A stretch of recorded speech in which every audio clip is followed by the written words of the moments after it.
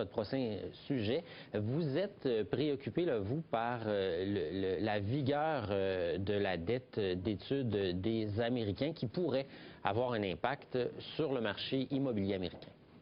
Oui, donc rapidement, il y a quelques chiffres qui sont quand même assez inquiétants. C'est quand on regarde la dette moyenne des finissants, c'est 30 000 par rapport à 11 000 ici au Québec. Oui, donc, quand je compare, on peut le voir sur votre présentation. Et vous avez 25 des finissants qui ont des dettes de plus de 50 000 qui sont considérées des dettes quand même assez élevées. Puis 40 des finissants qui sont sous-employés. Donc, quand ils finissent, ils n'ont pas des emplois qui vont avec leur diplôme. Et des fois même, ils ont des emplois là, au salaire minimum. Okay. Et quand on regarde le graphique qui permet suit... difficilement de rembourser des dettes d'études aussi élevées. Là. Exactement, et d'investir dans une première résidence parce qu'ils sont préoccupés par leurs dettes. Puis quand on regarde aussi le graphique qui suit, donc là, ce qu'on remarque, c'est qu'il y a 13 des créances d'études qui sont en défaut de paiement. Donc ça veut dire que ça fait plus de 90 jours qu'il n'y a aucun remboursement mensuel. Puis, depuis la crise de 2008, on peut le voir, les créances des cartes de crédit ont baissé, même les hypothèques, tout a baissé, sauf les dettes d'études qui continuent d'augmenter. Puis tout ça s'explique par une bulle. Là, c'est pas dans les marchés boursiers, mais c'est vraiment une bulle dans les frais de scolarité. Oui. Donc, depuis les années 80, c'est plus de 1000% de hausse. Ça représente le double de l'augmentation des frais médicaux.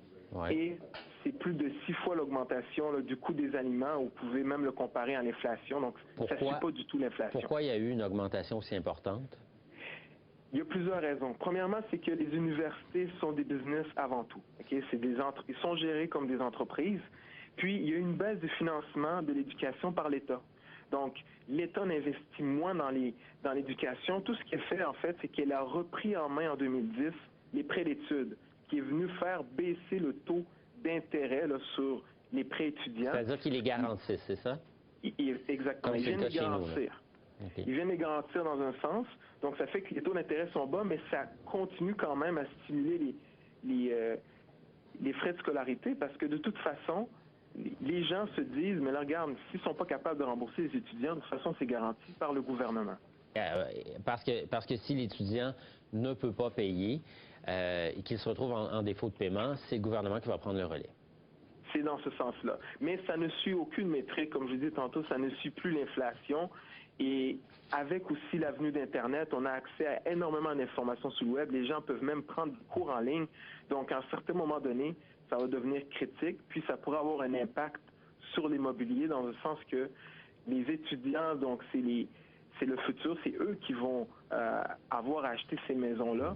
Puis là, si en ce moment ils sont endettés, puis ils sont pas en mesure, ils n'ont pas de marge de manœuvre pour pouvoir se procurer une hypothèque immobilière, mais là, ça va avoir un impact vraiment là, sur les marchés. C'est le bassin de premiers acheteurs sera possiblement moins important parce que des gens devront repousser leur premier achat. Et là, c'est les gens qui vendent pour une deuxième fois, une troisième qui seront affectés. Julien, c'est déjà terminé. Je vous remercie beaucoup d'avoir été avec nous.